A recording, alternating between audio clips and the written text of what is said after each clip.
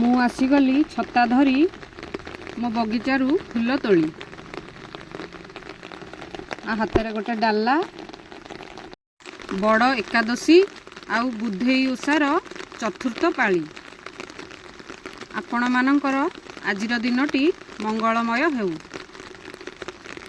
ଆଜି ବୁଧେଇ ଓଷା ଚତୁର୍ଥ ପାଳିର ଶେଷ ଓଷା। ଦେଖନ୍ତୁ ମୁଁ ମୋ ଛାତ ଉପରୁ କ'ଣ କ'ଣ ଫୁଲ ତୋଳୁଛି ଆପଣମାନଙ୍କୁ ଦେଖେଇବି। ଦୁଲହା ପତ୍ର।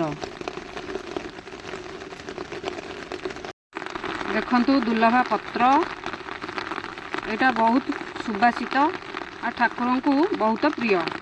ଜଗନ୍ନାଥ, ଲକ୍ଷ୍ମୀ ଆଉ ମହାଦେବ।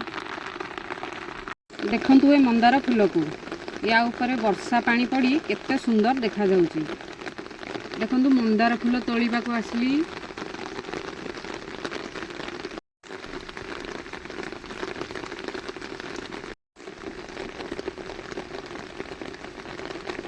ଦେଖନ୍ତୁ ମନ୍ଦାର ଫୁଲ ସବୁ ସରିଗଲା।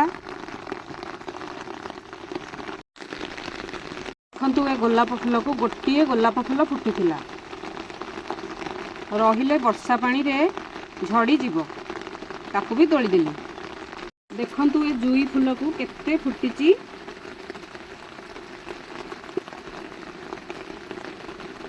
ଏଥିରୁ କିଛି ତୋଳିଦେଲି। ଦେଖନ୍ତୁ ଫୁଲ ତୋଳା ମୋର ସରିଗଲା। ଆଉ ଆଜି କ'ଣ କ'ଣ ଫୁଲ ତୋଳିଛି ଆପଣମାନଙ୍କୁ ଦେଖାଉଛି।